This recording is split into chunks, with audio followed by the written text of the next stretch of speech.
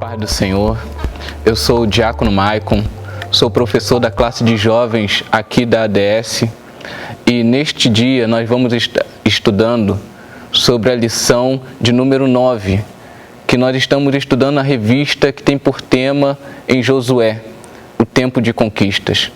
E a lição de hoje tem por título Os Gibeonitas enganam a Josué. O texto bíblico encontra-se em Josué, capítulo 9, versículos do 1 ao 6, os versículos 15 e o 16, que diz assim: E sucedeu que, ouvindo isso, todos os reis que estavam daquém do Jordão, nas montanhas e nas campinas, e em toda a costa do grande mar, e em frente do Líbano, os heteus e os amorreus, e os cananeus, e os ferezeus, e os heveus e os jebuseus, se ajuntaram eles de comum acordo para pelejar contra Josué e contra Israel. E os moradores de Gibeão, ouvindo o que Josué fizera com Jericó e com Ai, usaram também de astúcia, e foram e se fingiram embaixadores, e tomaram sacos velhos sobre seus jumentos, e odres de vinho velho e rotos, e remendados, e nos pés sapatos velhos e remendados, e vestes velhas sobre si. E todo o pão que traziam para o caminho era seco e bolorento. E vieram a Josué ao arraial, a Gilgal, e lhe disseram, a ele e aos homens de Israel, vimos de uma terra distante, fazei, pois, agora concerto conosco. Versículo 15. E Josué fez paz com eles e fez um concerto com eles, que lhes daria a vida. E os príncipes da congregação lhes prestaram juramento. E sucedeu que, ao fim de 3 dias, depois de fazerem concerto com eles, ouviram que eram seus vizinhos e que moravam no meio deles. Como nós já detalhamos em outras aulas, nós vimos que o povo de Israel eles estavam no tempo de batalhas, um tempo de conquistas. Após eles atravessarem o Rio Jordão, nós vamos ver no capítulo 6 de Josué como foi a conquista da terra de Jericó. Cidade de Jericó, que nós já estudamos na outra aula, que é conhecida pela sua muralha, por dificuldade de se entrar nela. E Deus deu uma estratégia para que o povo pudesse rodeá-la durante 6 dias, aquela cidade. E ao 7º dia, ao som do grito dos judeus, dos hebreus, e ao som das buzinas, as muralhas caíram e o povo hebreu conquistou aquela terra. No capítulo de número 8, nós vamos ver também como o povo conquistou as terras da cidade de Ai. Da mesma forma, primeiramente teve um problema para conquistá-la, porque o povo foi até a cidade, mas acabou que perdeu a primeira batalha, não entendendo o porquê, mas depois descobriram que, por pecado de um homem chamado Acã, que desobedeceu a ordem de Deus de não tomar de nenhuma peça, de nada que restasse da cidade de Jericó, levou para dentro da sua casa e do seu lar. E isso trouxe a ira de Deus sobre o povo de Israel naquele momento. E eles perderam essa primeira batalha contra Ai. E nós vamos ver que eles descobrem toda a situação que aconteceu com Acã. E eles restabelecem o pacto com Deus. Eles restabelecem a aliança que eles tinham com Deus. E eles voltam novamente contra a cidade de Ai. E eles a conquistam fazendo uma grande emboscada que o próprio Senhor ele direcionou para que eles pudessem conquistar aquela cidade. E nisto nós vamos ver que o povo hebreu, eles estavam conquistando várias terras e várias guerras. E essas notícias foram se espalhando por toda aquela localidade.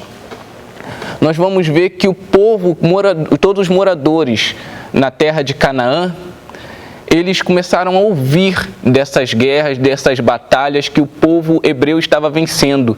E muitas das vezes eles em menor número, maior dificuldade, e mesmo assim conseguiam vencer. Então aí nós vamos ver que o povo cananeu como da Bíblia mesmo ele declara, os heteus, amorreus, cananeus, ferezeus, heveus e jebuseus, eles se reúnem em um conselho para se unir contra o povo hebreu. Então nós vamos ver que aquele povo que outrora estava sempre em guerras uns com os outros, agora eles se unem para ir contra o povo de Deus. E nós vamos ver que realmente assim, acontece até hoje com a nossa igreja. A igreja do Senhor, ela é perseguida por todos os inimigos de Deus. Eles se unem para ir contra a vontade de Deus. Nós vamos ver isso bem claramente em Salmos, no capítulo 2, que demonstra ali como as nações se amotinam, se juntam para ir contra a vontade do Senhor. Mas o nosso Deus é o Deus maior que tudo isso e que todos eles, e Ele sempre sai vencedor. Ali havia um grande ajuntamento naquele povo e criou um grande exército, um gigantesco exército, talvez um dos maiores que o povo hebreu poderia ir para batalhar. Mas a palavra do Senhor durante todos os capítulos da Bíblia, cada um dos livros, vai dizer que o Senhor dos Exércitos, Ele peleja por nós. Não importa o tamanho do inimigo, não importa a quantidade que venha do outro lado. Se Deus está na frente da batalha, a vitória é certa. Nós vamos ver isso que o apóstolo Paulo ele define naquela palavra que todos nós conhecemos, em Romanos capítulo 8, versículo 31, que diz que se Deus é por nós, quem será contra nós? Então é esse Deus que está na frente das nossas batalhas, estava na frente da batalha do povo de Israel. Nós vemos que, mediante a tudo isto, nós vemos a cidade de Gibeão, que eles tomaram a ideia, perceberam, de que eles, na rota dos hebreus, eles seriam a próxima cidade a ser conquistada. Então ali eles viveram um momento de desespero. E nós vemos que eles tomam uma ideia para que eles puderam não perder a batalha, ou não morrer naquele momento. Eles criam um disfarce. Eles enviam homens até os hebreus, dizendo ser embaixadores de uma terra distante. E eles criam toda a situação, eles criam todo um disfarce perfeito. Eles colocam sacos velhos nos seus jumentos, eles colocam odres vinhos velhos e rotos e remendados com eles. Odre seria o que nós possamos utilizar hoje, seria as nossas garrafas, seria aquele objeto que guardaria os vinhos e as bebidas. Nós vemos que eles também colocaram sandálias velhas nos pés e também pão seco e bolorento, ou seja, pão mofado. Tudo isto para demonstrar ou criar a ilusão de que eles estavam vindo de uma terra longínqua, de uma terra muito distante. Nós vamos ver lá nos versículos 9 ao 11 de Josué capítulo 9, que diz assim: responderam-lhe teus servos, vieram de uma terra muito distante, por causa do nome do Senhor teu Deus, porquanto ouvimos aos 2 reis dos amorreus que estavam da além do Jordão, de Astarote, pelo que nossos anciãos e todos os moradores da nossa terra nos disseram: tomai convosco provisão alimentar para o caminho, e ide ao encontro deles e dizei-lhes: somos vossos servos, fazei, pois, agora aliança conosco. Então não bastava somente o visual. Eles criaram toda uma história, toda uma situação para que o povo hebreu, Josué e os príncipes da congregação acreditassem realmente na história que eles estavam contando. Então aqui nós vamos ver que o povo de Israel ele faz essa aliança com aqueles homens, acreditando que eles eram de uma terra longínqua. E aqui nós vamos ver que os israelitas se deixaram levar por aquilo que eles estavam vindo e ouvindo. E isto é bastante perigoso, porque nós vamos ver que Josué e os príncipes da congregação, eles não tomaram conselho com Deus antes de fazer esta aliança. Eles acreditaram fielmente naquilo que eles estavam vendo e ouvindo. Ou seja, não tiveram discernimento para ver que aquilo tudo era uma mentira. E aí nós vamos ver algo que é muito utilizado pelo nosso inimigo, pelo inimigo das nossas almas. Ele utiliza da mesma estratégia para nos enganar. Ele se disfarça de algo aparentemente inofensivo, algo que aos nossos olhos, aos nossos ouvidos, parece ser nada demais. Ou como a gente costumamos falar, não tem nada a ver. Mas isso pode trazer grandes malefícios para a nossa vida espiritual para com Deus. Aqui, o povo hebreu, o povo de Israel, eles desobedeceram a uma ordem de Deus. Em Deuteronômio, capítulo 7, versículos do 1 e 2. Quando o Senhor teu Deus te introduzir na terra, a qual passas a possuir, e tiver lançado muitas nações de diante de ti, os heteus, os girgazeus, os amorreus, os cananeus, os ferezeus, os heveus, os jebuseus, 7 nações mais numerosas e mais poderosas do que tu. E o Senhor teu Deus as tiver dado diante de ti para as ferir, totalmente as destruirás, e não farás com elas aliança, nem terás piedade delas. Então a ordem do Senhor era para que não fizesse aliança com os povos cananeus. E aqui nós vamos ver, por eles se deixarem levar pelas aparências, eles desobedeceram uma ordem direta do Senhor. Então que nós possamos ter esse discernimento de saber aquilo que realmente é de Deus e aquilo que não é. Em 2 Coríntios, capítulo 11, versículo 14, vai dizer que Satanás pode se transfigurar até em um anjo de luz para enganar os homens. Então, que nós possamos estar atentos, porque nem tudo que aparenta ser uma coisa realmente é, mas que nós possamos consultar ao Senhor, porque Ele é o Deus que enxerga toda a verdade, porque os seus olhos são como fogo consumidor, que Ele contempla tudo e a todos. Nós vamos ver que após eles fazerem essa aliança, 3 dias depois é descoberta a armação dos gibeonitas. Mas aí naquele momento já era tarde demais. A aliança já tinha sido feita. E quando o povo descobriu a situação que estava envolvida, o povo reclamou e murmurou muito contra os príncipes da congregação.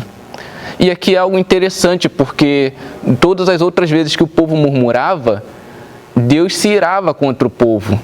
Mas aqui neste momento não, o povo murmurou e reclamou justamente da forma correta, porque os príncipes da congregação agiram de forma errada e desobedeceram uma ordem do Senhor. E aqui nós vamos ver algo importantíssimo, que é o princípio da autoridade e submissão. Então, nós devemos honrar e obedecer à autoridade que Deus constituiu, mas mediante que esta autoridade permaneça debaixo da liderança e da ordem do Senhor, que sendo obediente ao Senhor. Então, é algo importantíssimo que nós possamos estar atentos, nós como líderes, que nós possamos estar obedientes ao Senhor, para que nós possamos ser prósperos e manter o povo que está sobre nossa liderança ser abençoados por nossa obediência. Por Josué e os príncipes da congregação não pedirem conselho ao Senhor, isso rendeu muitos problemas a princípio. Isso gerou todo este mal-estar entre o povo.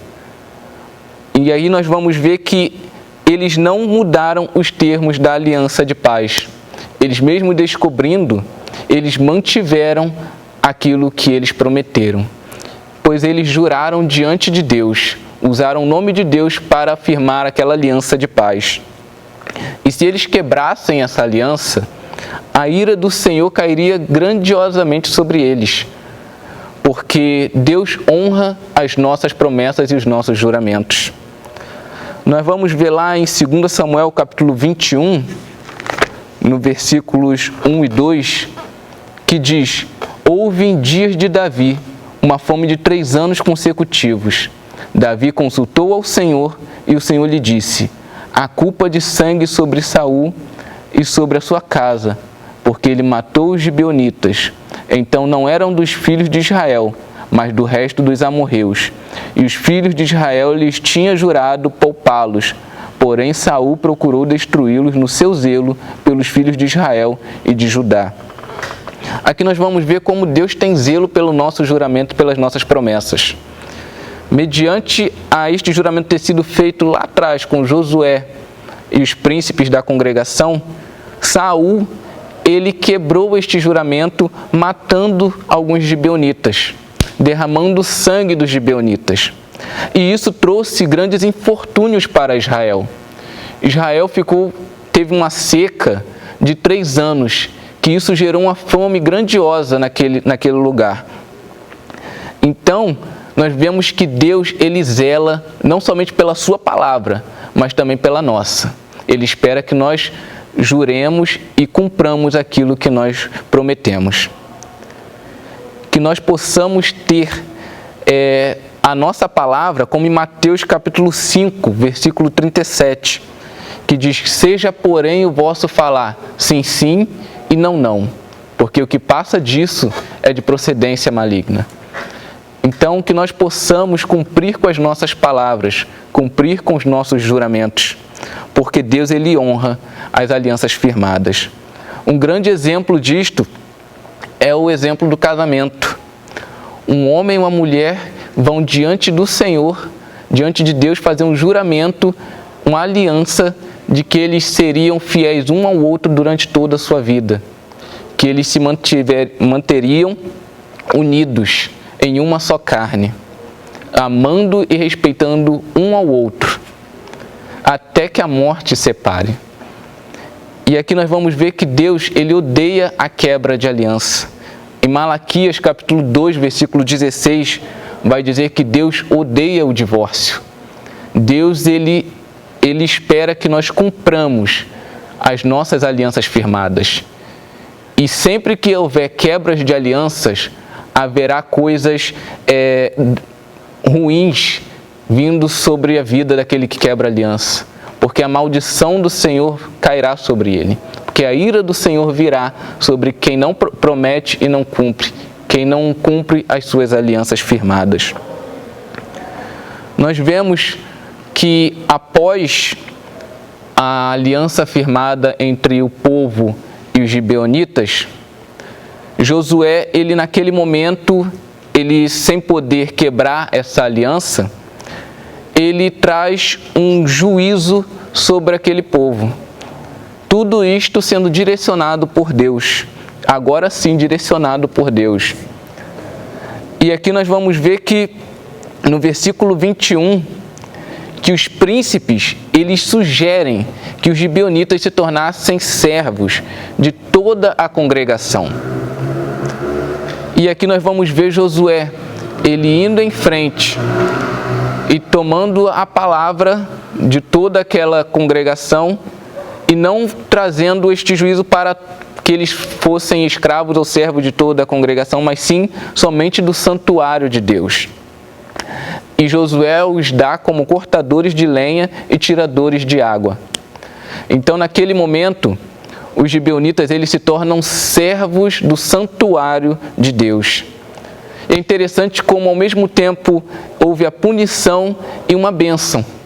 Porque, ao mesmo tempo que eles estavam sendo punidos, outrora sendo livres e agora sendo servos, mas agora eles sendo abençoados, porque eles estavam próximo ao trabalho do Senhor. Estavam trabalhando diretamente com o Senhor, para o santuário de Deus. Então nós vamos ver os gibeonitas na história de Israel, o quanto foi o crescimento e a bênção que eles foram para o povo israelita. No tempo de Samuel, a Arca do Concerto ficou décadas na cidade gibeonita de Kiriat Jearim. Nós vamos ver isso lá em 1 Samuel, capítulo 7, no versículos do 1 ao 2, e 2 Samuel, capítulo 6, no versículo 3. No tempo de Salomão, o tabernáculo foi armado na cidade de Gibeão. Nós vamos ver isso em 2 Crônicas, capítulo 1, versículo 3. E nós vamos ver também que em um certo período do tempo, eles acabaram tendo seus nomes mudados. Eles começaram a ser chamados por outros nomes. Começaram a ser chamados de netineus ou netinins, dependendo da versão bíblia que você está utilizando, e também servos do templo. Eles estavam entre os primeiros exilados na volta da Babilônia, sob a liderança de Zorobabel. Nós vamos ver isso lá em 1 Crônicas, no capítulo 9, no versículo 2. E eles também ajudaram na construção dos muros de Jerusalém. Isso nós vamos ver lá em Neemias, no capítulo 3 e no versículo 7. Ou seja, eles foram grandiosamente abençoados através da história, porque eles receberam bênçãos divinas, pois estavam próximos ali junto com o povo de Israel. Na lição de hoje, nós aprendemos que jamais devemos tomar qualquer atitude sem antes consultar ao Senhor, que nós devemos honrar as nossas alianças firmadas e que Deus teve grande misericórdia dos gibeonitas e que através disso nós vemos uma grande mudança na história deles. Então que Deus, esse mesmo Deus, Ele possa nos abençoar cada dia mais, fazer com que nós sejamos mais obedientes a Ele e nós possamos cumprir em nossa vida aquilo que Ele quer, porque Ele é o Senhor das nossas vidas. Nós possamos estar orando agora. Você, se puder, incline sua cabeça e feche seus olhos e ore comigo. Amado Deus, eterno Pai, Senhor, eu te dou graças por mais este momento em que nós estamos aqui para ouvir a Tua palavra e aprender mais de Ti. Senhor, que o Senhor venha abençoar a este ouvinte da Tua palavra, que se disponibilizou para aprender um pouco mais de Ti. O Senhor venha colocar fome e sede de aprender mais e mais a Tua palavra. O Senhor venha nos abençoar cada dia mais e mais e que se cumpra as Suas promessas em nossas vidas. É o que eu te peço e te agradeço em nome de Jesus. Amém. Que Deus te abençoe.